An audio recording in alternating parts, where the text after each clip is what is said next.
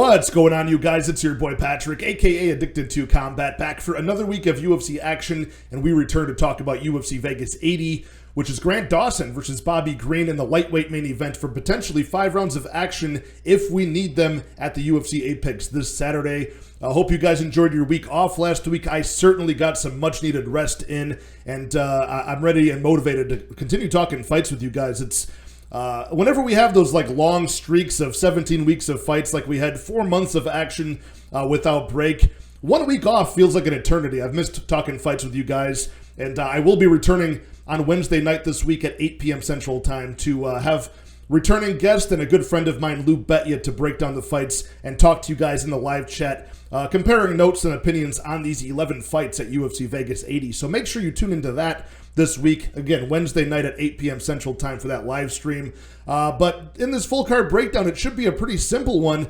We might be able to get through these 11 fights kind of fast because we are familiar with all of these 22 fighters. Nobody is making their debut. We do have, of course, the exciting main event with the rising prospect, unbeaten in the UFC, Grant Dawson, as he takes on the well-established and experienced veteran in Bobby Green. A pretty fun matchup there. In the co-main event, similarly, we've got a rising prospect in Joe Pyfer as he takes on the very dangerous Abdul Razak Al Hassan at middleweight. So a lot of really fun fights on this card to return to at the Apex. And a lot of fights that could go, one of two ways. There's a lot of really front-loaded fighters taking on fighters that could probably take over in the second and third rounds here. That's kind of a common theme I'm seeing. But overall, from a betting perspective, I see some live underdogs here. A couple I've taken stabs on already. Some slight favorites and close money lines I like as well. But there's a lot of fights that I see as being like a coin toss, 50-50, but the odds do not reflect that. So I'm going to go through some of these fights. It's going to be an exciting fight card with a lot of volatility because there's a lot of fighters that, man, just not that trustworthy, which makes for a very fun fight card, So hit the like, hit the subscribe. Again, on Wednesday night at 8 p.m. Central Time, I'll be having my live stream with returning guest LouBetya. So can't wait to talk to you guys in the live chat this week. And without further ado, let's break into the first fight on the prelims. First fight of the night at women's flyweight, we've got Montana De La Rosa taking on JJ Aldrich. And JJ Aldrich actually stepping in here on short notice in place of Stephanie Egger. Montana De La Rosa, more of the wrestler, BJJ fighter here. Out of her 12 wins, she does have 8 submissions. So she's a pretty potent finisher. Even at the UFC level, she does have a pretty slick back take, relentless takedown offense, and she's pretty large for the weight class at 5'7", a pretty long reach, and she does have a few years of youth over JJ. 3 years younger is Montana at 28 years old, and she's coming off of a round 2 submission loss, but no shame in losing to Tatiana Suarez, who's probably one of the next in line for the weight class title here. And, obviously I'm talking about Montana De La Rosa as a wrestler and grappler. You weren't probably too impressed with her skill set if you just watched that last fight against Suarez, who's just performing at a much higher skill set in both of those areas, wrestling and submission. So you got to go and watch her other fights. And even when she gets the fight to the mat with either body lock takedowns, ripping people off the cage, or even getting a single or double leg out in space, you're going to see her rain down pretty good ground and pound to soften up her opponents, and she even got that TKO over a common opponent of these two, Ariane Lipski, a few years back. So there's a lot to like about Montana De La Rosa. One area where she's probably not the better fighter against JJ is going to be her striking technique and her striking output over the course of the fight here. But she's going to just, try to stay safe at range with those long striking weapons, her long limbs, and try to crash the pocket and close that distance to get the fight to the mat. So JJ Aldrich, a southpaw striker and a very well-rounded generalist, I would call her, right? She's able to wrestle against opponents who lack the takedown defense and grappling. She's able to stay on her feet and, outpace and out-cardio fighters who just don't have that UFC, caliber cardio and pace to them. But against other opponents, she's going to fall short if she can't mix things up, right? She dropped the ball as a moderate-sized favorite to Ariane Lipski.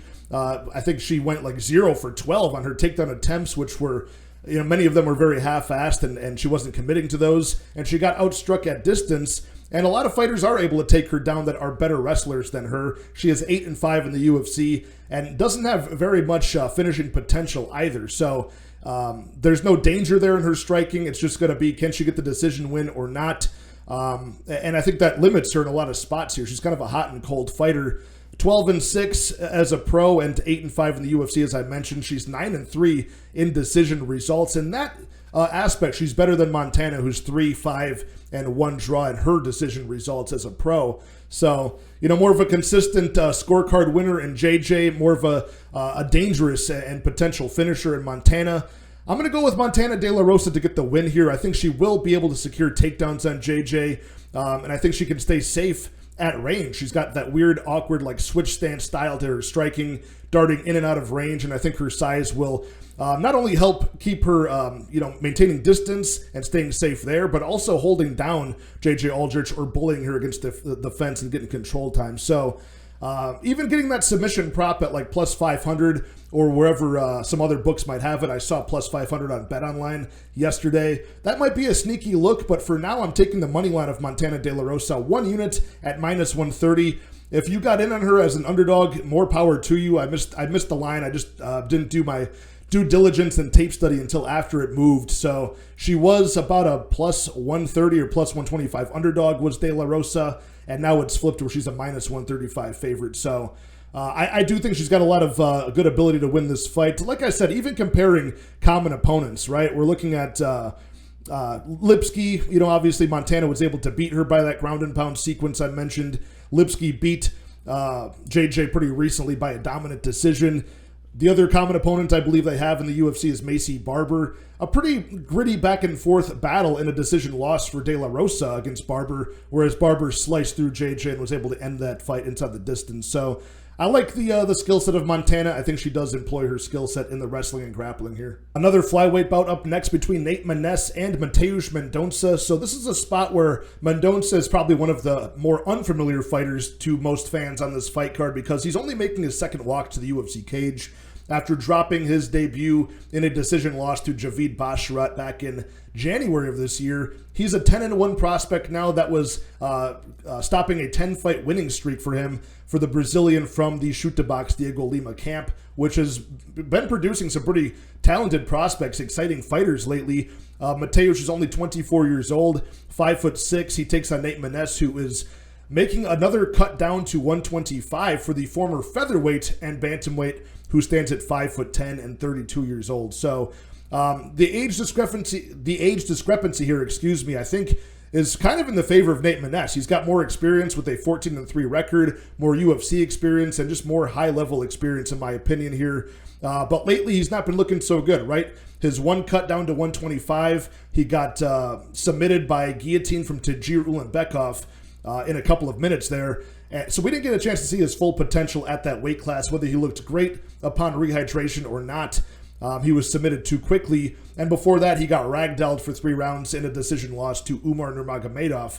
And before that, even in a win by knockout in round 2, he faced another grappler in Tony Gravely. So he's not really been given a lot of non-wrestlers here. Even his debut at featherweight against Johnny Munoz Jr., a guy who relentlessly attacked takedowns. Maness was able to actually stuff the majority of those, but still gave up a lot of control time, even in a decision win, and an iffy one at that. But Nate Maness, he's a powerful striker. He's got some solid submission potential, and obviously he's going to have a big size advantage here in this fight. So aside from all this Russian adversity so far, I think we can maybe see a better product to Nate Maness against Mendonca, who has a pretty archetypal skill set from a shoot-to-box Diego Lima guy.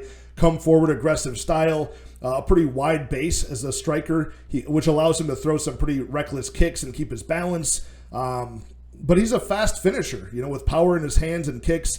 7 out of his 10 finishes are in round 1. 7 finishes out of his 10 wins. All 7 of those finishes are in round 1. And he's 3-1 in decisions. So again, that's more in the favor of Nate Maness here, who's been to decision 7 times, winning 6 of those.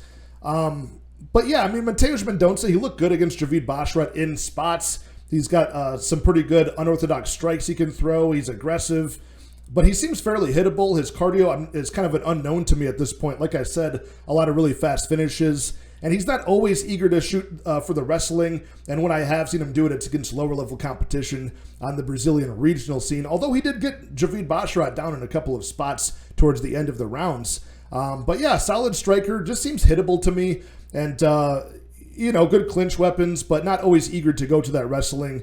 And sometimes, like a lot of these shoot-to-box guys, he will accept bottom position and play jiu-jitsu off of his back in some spots I've seen. But clearly he's able to get some submissions. He's got 4 of them, 3 knockouts, including that very impressive 1-2 flatlined knockout of his opponent last year on the Contender Series. So I got to go with Nate Maness here, and the reason is really because the money line is just forcing my hand here. We're looking at a guy who is a more proven commodity in Nate Maness, facing a lot of UFC-level competition, showing some resolve in some spots, especially against Tony Gravely, getting knocked out and his jaw broken in round 1, comes right back off the stool in a minute and gets a knockout of his own.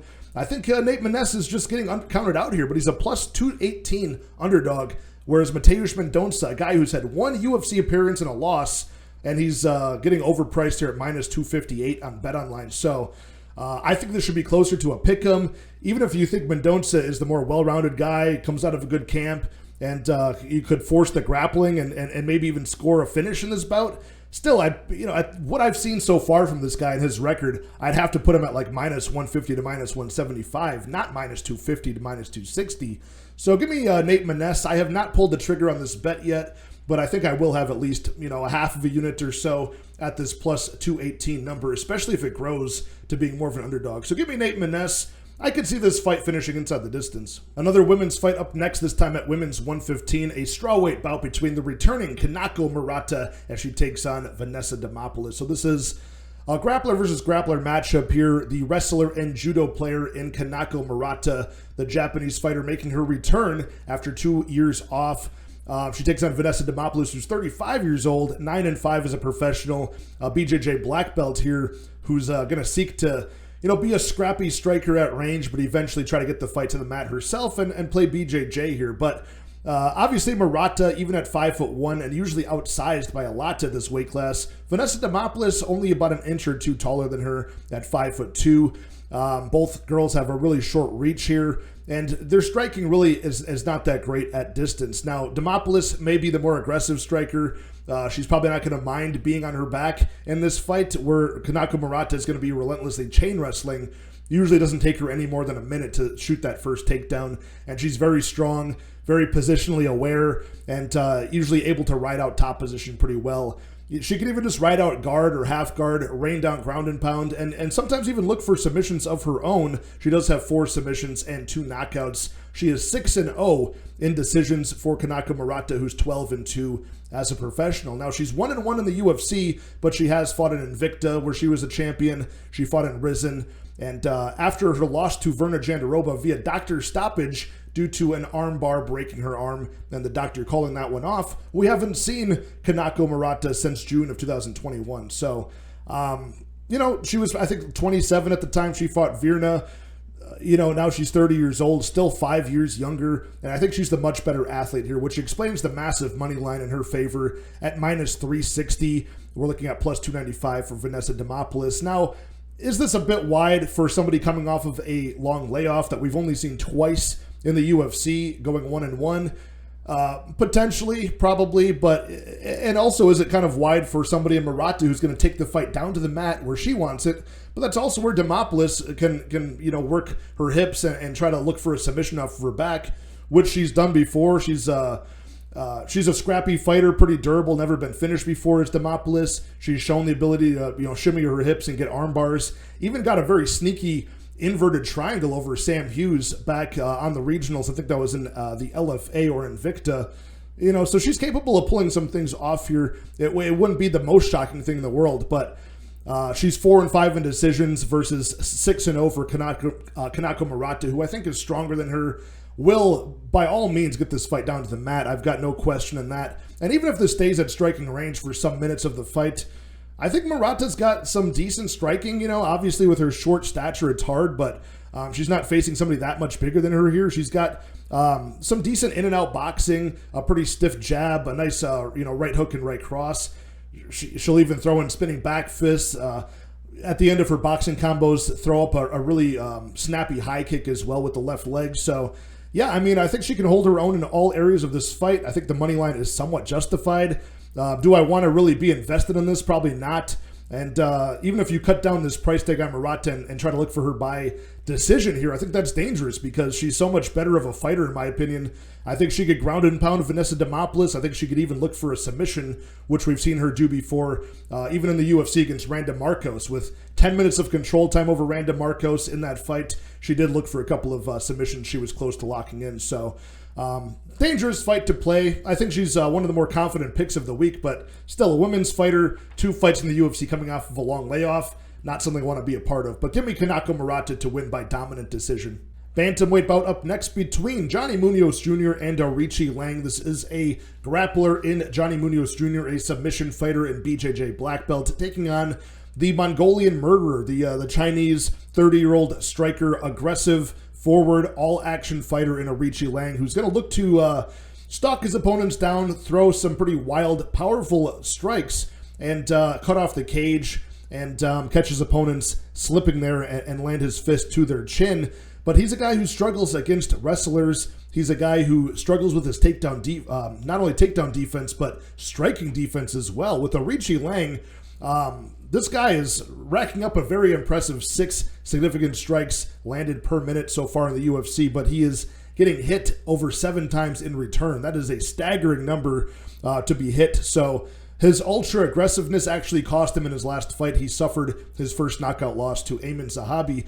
I actually called that result. I called it in round 2 for Zahabi by knockout, and it was just for that dynamic. Like, Zahabi does have one of the few things he does well is that very explosive sniper-like power as a counter-striker moving forward or backwards, and Aoriqileng would walk right into that. One of my bigger regrets is not playing that, but you know, it's just hard to back Ayman Zahabi at bantamweight to only have one, you know, path to victory in that knockout power when he throws so little. So that's why I didn't invest my money on it. But called the prediction there. And Aoriqileng, you know, outside of that, why I think that was a shocking result for most people is because they must not have lost money on Draco Rodriguez getting knocked out by Ayman Zahabi back in the day. That's why that was always bookmarked in my mind. But enough of that.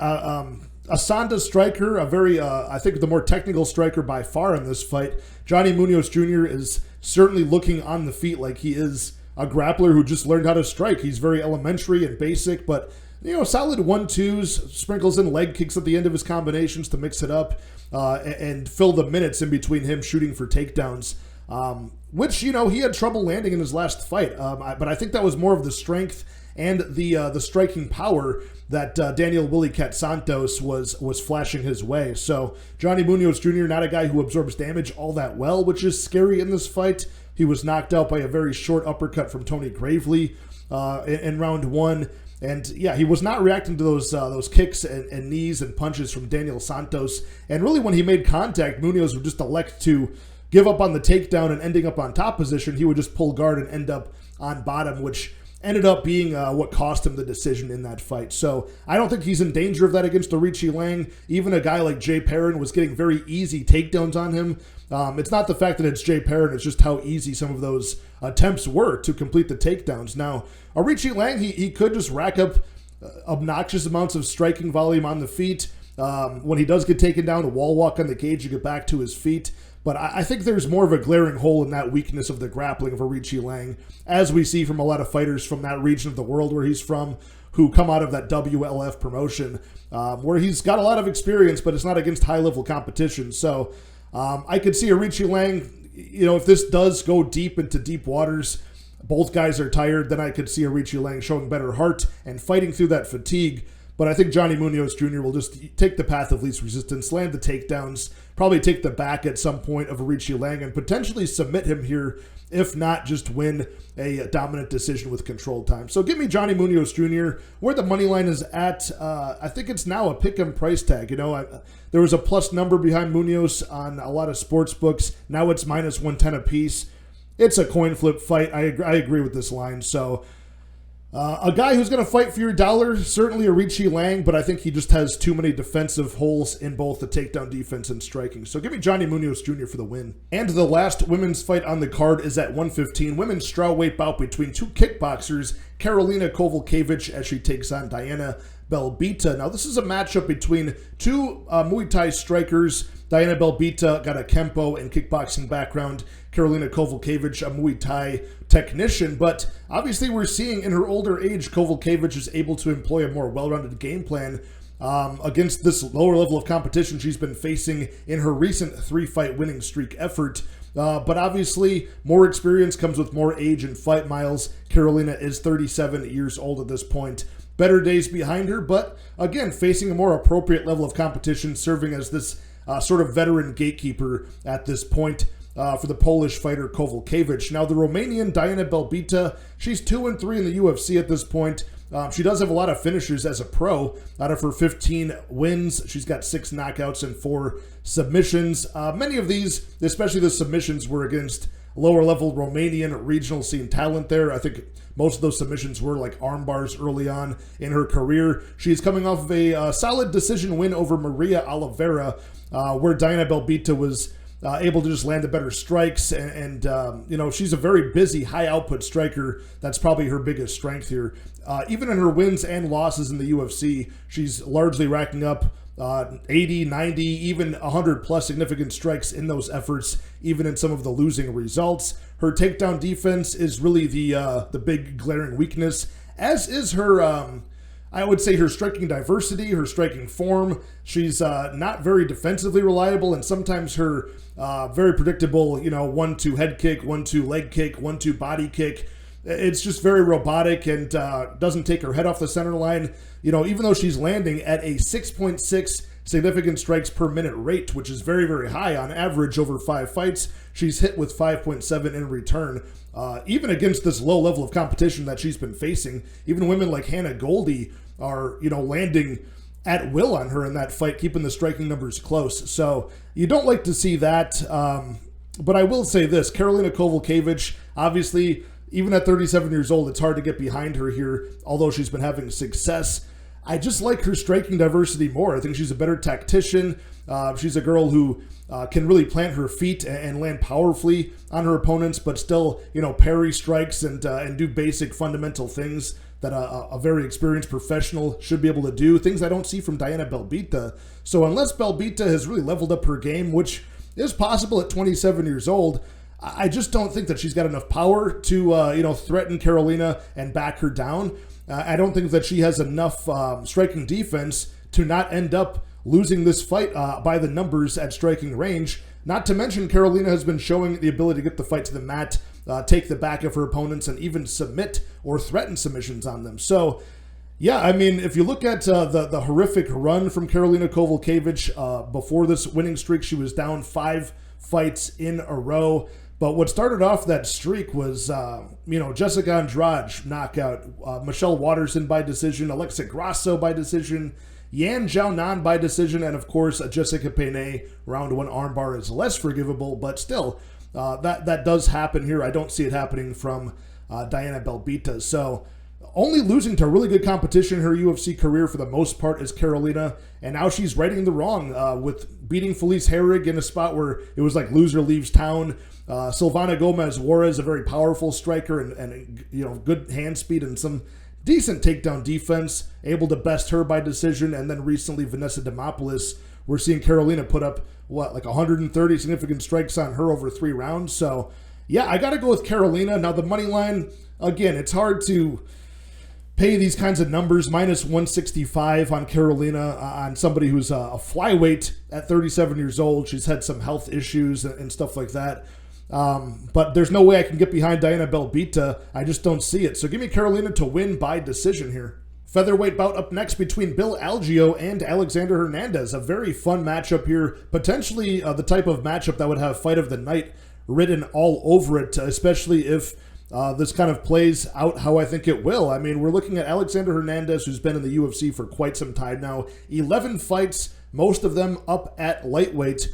He's gone 6-5 in the league, and one of those losses was at featherweight last December against Billy Quarantillo. He lost that fight after starting very strong. He lost it by round 2 TKO stoppage.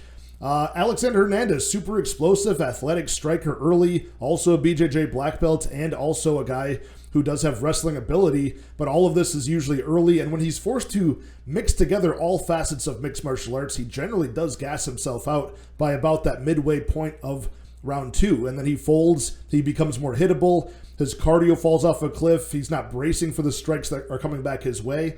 And guys like Drew Dober, Donald Cerrone, Renato Moicano, and even Billy Quarantillo at featherweight have all been able to end him inside the distance all in round 2. So there's a clear pattern. And even the fights that do squeak towards the scorecards, he's barely escaping and finding himself fading late and overcoming adversity, like against Jim Miller earlier this year, where he scored the decision win, but round 3 was, quite a sweat. He almost got submitted there in round 3 when he slowed down.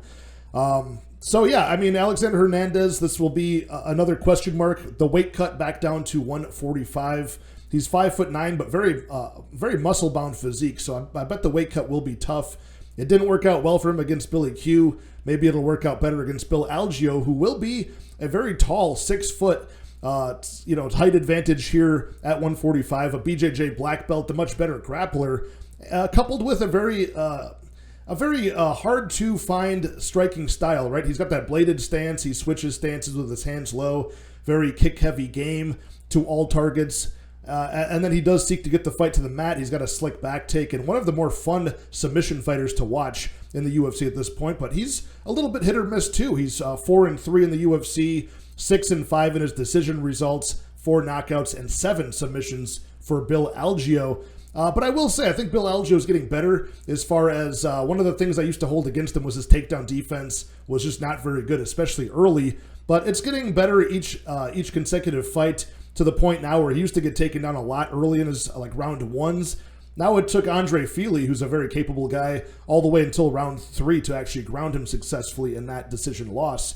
But Bill Algeo is coming off of a round 2 rear naked choke, a club and sub victory over TJ Brown back in April. I think he smacked him with either a short punch or a short elbow, and then was able to climb all over him to get that round 2 rear naked choke. Look, round 2 rear naked choke, and Hernandez is a guy with a pattern, like I pointed out, folding in round 2. So that could be a look here. But yeah, I mean, there's a lot of qualities here. The durability, the very good cardio, getting better as the fight goes on as opposed to worse. I mean, these are all things that are very good. In the column of Bill Algeo that match up, really badly for Alexander Hernandez here. So unless Hernandez gets a explosive start in round 1 and ends the fight, I think that would be his best path, to be aggressive early and just really risk it all. But like his fight at featherweight last year against Billy Q, he chose to start grappling Billy Q, which, in theory, not a bad move, but when he's forced to look for submission attempts, arm triangles, wrestle, take the guy back down, round 2 comes and the guy's just not the same fighter. So I got to take Bill Algeo. I have trouble betting guys with, the ability to, the tendency to fold as the fight goes on at this level. Give me Bill Algeo to win. I do have a unit and a half on him at -132 on his money line. He's right around that right now, -140 for Algeo, about +120 for Alexander Hernandez. And I'll probably even look to sprinkle in the round 2 and round 3 props when they drop in other books for Bill Algeo. Light heavyweight bout up next between Felipe Lins and Ian Cutelaba. This is one of my more anticipated fights to watch on this card this Saturday outside of the main event, because both guys are such a liability to trust, I think, in my opinion, especially Ian Cutelaba, which is why he's one of my favorite fighters on the roster today. He's only 29 years old, a pretty sizable guy, 6'1" with a long reach.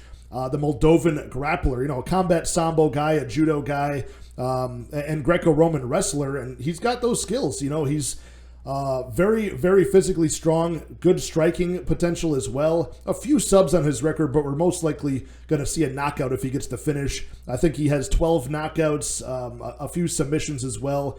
I think 15 finishes in total, and 14 are in round 1. The other one was, I think, shortly into round 2. So if he's getting the job done by finish, likely going to be in round 1. If he gets the job done by decision, it's likely a grindy wrestling affair like he got against Dustin Jacoby, which ended up being a draw, but also against Devin Clark. So, those aren't bad, guys to get decision results over, in my opinion, and stay safe. But Ian Cutelaba, his cardio is not great. His defense is not great at all. This is a common theme for fighters on this card. Strong offense from a lot of fighters here this Saturday, but not good defense. Cutelaba is that guy. He can go from being in the driver's seat with his grappling like he was against Johnny Walker, to then getting his back taken, slammed to the mat, and submitted by Johnny Walker not long afterwards. This happens to Ian Cutelaba a lot. He'll have a guy like Kennedy and Zetriku in all sorts of trouble of the knockout, and then get TKO'd himself shortly after. So this isn't just anecdotal evidence. This is, on paper, his record in the UFC. I think he's 6 wins, 8 losses, 1 draw result. So it's very hit or miss in his time in the UFC since 2016. So Felipe Lins, a guy who, looked good in the PFL, looked like a monster, won the entire thing, and won that $1 million in the PFL at heavyweight. But it wasn't without adversity. The guy does like to get into firefights. His durability isn't the greatest. He's suffered a lot of injuries, and sometimes he's not even liable to even make the fight. So he's been finished in 4 of his 5 losses, and his best weapons are those winging hooks up close, his striking power. He's a slow, plodding guy, but aggressive, accurate, and, eager to take some risks as well. And we saw a couple fights ago against Marcin Prachnio. He's even eager to use his wrestling these days and hold top position, rain down ground and pound, things like that. So as far as Ian Cutelaba taking down Felipe Lins, I guess it's possible. Not many people have tried to in the UFC so far, which is why he's got that 100% takedown defense on paper. I just don't think Cutelaba has the gas tank to hold down and muscle around a physical guy like Felipe Lins. I think he will gas himself out, and it's either Ian Cutelaba early finish for me, or it's Felipe Lins by finish, or Felipe Lins, possibly by decision if he can win rounds 2 and rounds 3 when Cutelaba fades. But I think this does end inside the distance. The under 1.5 here is at -140. That would fit the bill for both guys in a lot of their spots here, ending in round 1, especially Cutelaba, but the fight doesn't go to decision might be a spot, just because I think Cutelaba is going to engage in a firefight. Felipe Lins will oblige him in that, and one of these guys will fall. I don't even know who it's going to be. I don't really have a strong take. Nothing would surprise me in the results of this fight, but I'll go with the money line to make the decision for me. It's a 50-50 fight. Felipe Lins, the +135 underdog. Give me Felipe Lins to win inside the distance. Lightweight bout up next between Drew Dober and Rick Glenn. This is one of the bigger money lines on the card. We've got a pretty wide one in the favor of Drew Dober, the -425 favorite. He takes on Rick Glenn, the +325 underdog here. And both guys coming off of knockout losses. The first one ever for Rick Glenn, and the second one, but the first one in a long time, at least in the UFC, for Drew Dober. So why is one guy a -425 favorite in Drew Dober and one guy a +325 in Rick Glenn?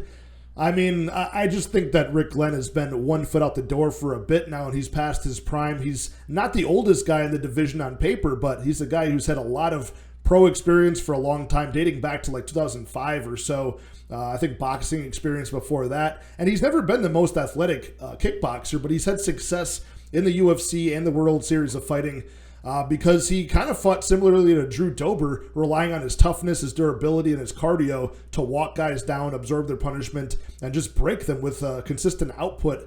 But he's always been a hittable guy, never been the fastest or most defensively reliable, and I think that's finally caught up with him. He did get knocked out by the grappler in Christos Giagos earlier this year. So I think it's the end of the road for Ricky Glenn. I think Drew Dober, who's now leading the knockout record at the 155-pound weight class, tied with Dustin Poirier for 8 knockouts in the division. I think come Saturday, Drew Dober gets a 9th and takes first place there. So a guy whose durability I think is still intact in Drew Dober. I know he got knocked out by Matt Favola, but that guy hits like an absolute monster. And Drew Dober, that is the knock on him, right? His striking defense, not the best. Some strong wrestlers can, ground him. He is a Muay Thai striker, so that's going to be his weakness, but not a fish out of water on the ground. I think this stays at striking range, and I think Drew Dober does knock out Ricky Glenn probably inside of 1 or 2 rounds. I just think it's going to be a big speed and power advantage for him here. So I did take 1 unit on Drew Dober inside the distance at -175 on BetOnline. It was the exact same price as his knockout prop when they dropped that yesterday. So I figured, I had my money on that, and I had that selected on the sports book, and I said, wait a second, what's the inside the distance? Just in case something weird happens, it was the exact same price. So -175 for Dober inside the distance. I have 1 unit on that here. Welterweight bout between Alex Morono and Joaquin Buckley. A very fun fight and an interesting one to analyze and break down here. The 33-year-old high-output, well-rounded kickboxer in Alex Morono, who's also got a BJJ black belt, just never really wrestles to get the fight to that arena. Joaquin Buckley, the 29-year-old, slightly younger man here, making his second walk to the UFC as a welterweight. He's a southpaw, powerful, explosive striker and a knockout artist at this point. Obviously cemented himself in MMA, a legend for that Impa Kasangane knockout 3 years ago, but he's also knocked out a handful of other opponents, including the guy he made his UFC welterweight debut against back in May, Andre Fiallo. Buckley's always trying to set up that left high kick. He's been doing it for a long time, and it finally landed in the UFC on the chin of Andre Fiallo to sleep him in round 2. And, Buckley, 16-6 as a professional, 12 of those 16 wins coming by way of knockout. And, they're varied across round 1, 2, and 3. He's got the ability to hold that power and execute it late in a fight. But when it does get into round 2, round 3, the strikes are a lot more telegraphed. He loads up and his opponents can see that coming, especially a guy like Alex Morono with good distance management, footwork, and speed, and a guy who is not the most powerful guy, obviously, but he does quietly rack up a 12-5 UFC record, many of them by decision, just outpointing his opponents, and usually as an underdog as well. He's got a very unassuming physique, to put it lightly.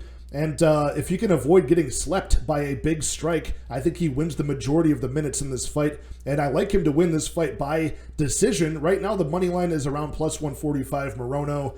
We're looking at, minus 170, minus 180 for Joaquin Buckley. I think this is closer, just if you consider that dynamic. Either he lands the big strike that he's headhunting for or not. And then at that point, if he doesn't, I think Morono could take over with output and just the better optics of landing those 3, 4, 5 punch combos, inside the distance, and then getting back out to range where he's safe. That's how I see this fight playing out. Morono by decision is around plus 300 on BetOnline. I'm waiting for some other books to maybe open that up, but I put a half a unit bet already on Morono at plus 168 when I saw that on Sunday night or Monday morning. But yeah, I mean, it scares me because I could see a really high possibility Buckley just knocks him out in like round 1 or round 2. But I do view that as 50-50, and the odds makers view the knockout as 50-50 as well. That's at plus 100 on BetOnline for the Buckley knockout. But yeah, I mean, there's a lot more striking output.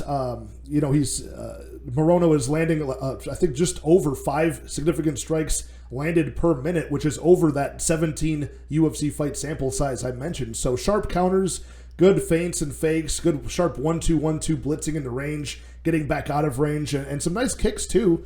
And if this does find its way to the mat, Morono's he got very slick BJJ as well. So we're just avoiding that one big strike from Joaquin Buckley. Not easy to do, but if we can do that, I think Morono goes on to win by decision. So I've got the half unit on his money line, looking to maybe add another quarter or half unit on a decision prop around plus 300 or better. Middleweight bout in the co-main event of the fight card, we've got the rising prospect Joe Pyfer as he takes on the dangerous finisher in Abdul Razak Al Hassan.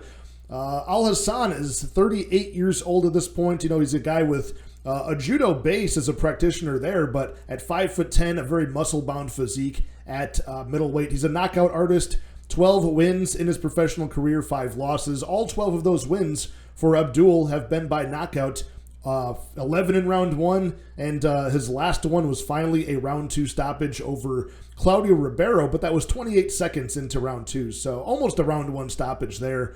He's got a very limited opportunity to get the finish. Otherwise, statistically, he goes on to lose the fight. 4 times he's lost by decision, and 1 time he got knocked out a few years back by Chaos Williams in round 1. So, yeah, I mean, unless he gets the early knockout here, the stats and all the patterns point towards him losing the fight. Big age advantage for Joe Pyfer, who's only 27 years old, so 11 years of youth. A big movement advantage, a size, height, and reach advantage here. I believe, with the boxing, it's just a cleaner technique as well. The guy's got Good range management. He can measure range well, not really putting himself in bad positions with his boxing. And he can strike effectively moving forward or backwards. You saw the Ozzy Diaz knockout on the Contender Series. He out-wrestled Ozzy Diaz in round 1. And then in round 2, he was able to just angle off the center, get that nice clean left hook and knock out Ozzy Diaz. The same strike he knocked out Gerald Meerschaert with earlier this year, although it was Joe Pyfer being the aggressor for the entirety of round 1 up until that knockout. And before that, his debut, of course, against Alen Amedovski, a complete layup of an opponent, but he proved again he's got power in his hands, that round 1 right-hand knockout. But what I like about Joe Pyfer is he's not just one-dimensional with his striking. He is doing like the Fury Pro grappling competitions. He beat Gerald Meerschaert there. He beat Eric Anders, I think it was, there as well. And you see that translate into his fights. You know, if he were to find himself in harm's way in round 1, or just you could use a wrestling game plan early just to wear out and totally eliminate that early knockout potential from Al Hassan. That would be a very high IQ thing to do here. But yeah, all aspects of the fight, I think Joe Pyfer's better. The intangibles, the tail of the tape, and I just think the skill set's better as well. So, you know, would I be surprised if this sees the scorecards? Maybe not, just because Abdul Razak Al Hassan is dangerous early. You might want to be in your P's and Q's for the first part of the fight. And he's only been knocked out by Chaos Williams. So maybe he could see his way to the scorecards here, but I would see Joe Pyfer winning, of course. But I think Pyfer's going to finish this inside the distance. So yeah, give me Pyfer to win. Call it a round 2 knockout. As far as the money line goes, I mean, I think he is probably safe for parlays. I mean, it's probably not something you want to do too often, is parlay a minus 450 Joe Pyfer, who's not this proven at the UFC level. But on the flip side, Abdul Razak Al Hassan at plus 350, the underdog, really a puncher's chance, and I think that is reflected in his line. Okay, we've made it all the way to the main event of UFC Vegas 80. Hit the like, hit the subscribe, and let's break into this lightweight main event at the UFC Apex this Saturday between Grant Dawson as he takes on the veteran fan favorite in Bobby Green for potentially 5 rounds of scheduled action if we need it at 155. Grant Dawson, 29 years old at this point, still very much in his prime. He takes on Bobby Green, who is 37 years old. Had a long career, probably past his prime at this point, but always a dangerous, unorthodox test as a loose and relaxed striker and a counter striker at that for Bobby Green. And Grant Dawson is the wrestler in this match with very good BJJ skills, good back take, good body triangle, and very strong wrestling. You know, he's been improving. Grant Dawson is currently undefeated in the UFC. He's got a 20 win, 1 loss, 1 draw record as a pro. He has 8-0 and 1 draw in the UFC. And he's been looking very much improved. I mean, the guy's a good finisher, too. He's got 4 knockouts and 13 submissions. Many of them are rear naked chokes from that back take and body triangle I mentioned at the top. His only knockout loss was a long time ago in 2016. And the 1 draw was against Aoriqileng, oddly enough, who we spoke about taking on Drew Dober on the main card. And that was a spot where Grant Dawson started off strong, but due to his, he really gassed out in round 3, and that's what I think two judges gave a 10-8 for Aoriqileng at that point. And that's something that's really I've held against Grant Dawson for a while. Like, his cardio that's such a big issue as you move towards the ranked level in the UFC, and it's something that I've really held against him, especially in his last fight against Damir Ismagulov, who's in the past been a much better striker, a very capable grappler and wrestler, and a guy who's been proven to go 15 minutes and also be dangerous. But Grant Dawson made him look like a fool. He dominated him on the mat, consistently got the takedowns and the back takes, and it was just a dominant 30-27 performance earlier this year. So that was a very big feather in his cap, and I think that's a big part of why Grant Dawson is a pretty big favorite here. Minus 425 for Dawson, plus 325 for Bobby Green. So that number is going to imply that, Bobby Green doesn't get a chance to employ his high output, high cardio striking game. But I think it also reflects that, you've got a 37-year-old Bobby Green, a guy who usually doesn't do too well against, wrestlers so far in the UFC, right? I mean, we saw him get ragdolled by Islam Makhachev. Now, a whole different level of opponent there. But even guys like Thiago Moises able to disrupt his rhythm in his striking. And quite frankly, I mean, even when Bobby Green is a favorite over guys he makes it really, really close. You know, I mean, that's just a common theme with betting Bobby Green at chalk over the years is you never really know if he's going to showboat, if he's going to, with his hands down style, allow people to, land on his chin, and then he showboats like he wasn't hurt and things like that. He can really be kind of a nutcase at times and give fights away, fighting down to the level of his opponents at times, which is just always sketchy. But that hands down style might actually help him in this fight in some regard, but I don't think it's going to be enough to stop the takedowns. Even if this was a 3-round fight, but this is a 5-round fight, I don't think he's going to be able to sprawl and brawl his way to stay on his feet against Grant Dawson for the majority of this fight. I think Dawson's going to get that takedown at will, to really hold down Bobby Green and kind of break him down. We're not seeing any kind of poor cardio from Grant Dawson in his subsequent fights after that Aoriqileng fight. I think he's been improving. Even his striking looks a little bit more comfortable. It's he switches stances. He's very awkward with shooting in strikes and really just hiding the fact that he's going to go for a takedown is primarily why he strikes here. But with Bobby Green's lack of striking defense, maybe slowing down at 37, I could see Dawson having moments in the feet as well. So I think it's going to just be an all-offense wrestling game plan from Grant Dawson. I think he takes the back of Bobby Green for large periods of time early in the rounds, and by round 2, 3, or 4, I think we see a finish from Grant Dawson in this matchup. I mean, he's shooting and successfully landing 3.7 takedowns per 15 minutes, and at this point, that's over 9 UFC fights. Bobby Green is a guy who's had a lot of success against fellow strikers, right? We're talking about Rafael Fiziev, not a bad performance there. Nasrat Haqparast, very good performance. Even Drew Dober, before he got knocked out, he was landing on Drew Dober at a pretty good pace there. So if he can stay on his feet, Bobby Green's good for triple-digit significant strikes over 3 rounds, but he suffers against the grapplers. Even Clay Guida, was able to, in his old age, have a competitive fight with Bobby Green. He lost the fight, but it was still competitive, landing some takedowns there. So, yeah, I got to go with Grant Dawson. Younger man, stronger man, the wrestling game plan, besting a striker here. Also, Bobby Green lacking that one-punch knockout power. He's really a death by 1,000 cuts type of accumulative striker. That's not enough to really threaten Grant Dawson and gain his respect or even get that finish early here in the fight. So with the lack of finishing potential for Bobby Green, I don't see him sprawling and brawling his way to a decision over 5 rounds unless, Grant Dawson somehow really just has an off night and does, gas himself out early and Bobby Green can take over in the later parts of a fight. I just don't see it going that well for him. So whether it's taking his back and submitting him inside the distance, whether it's taking his back, raining down ground and pound until the ref calls him off, I do have Grant Dawson winning inside the distance. I'd put 1 unit on that prop at -135. So there you have it, you guys. All the fights broken down for UFC Vegas 80, Dawson versus Green. Super fun fight card to return to this Saturday at the Apex. Can't wait to talk to you guys about it on Wednesday's live stream. So hit the like, hit the subscribe, drop a comment down below with your bold predictions for this weekend's card, and I'll talk to you guys next time. Cheers.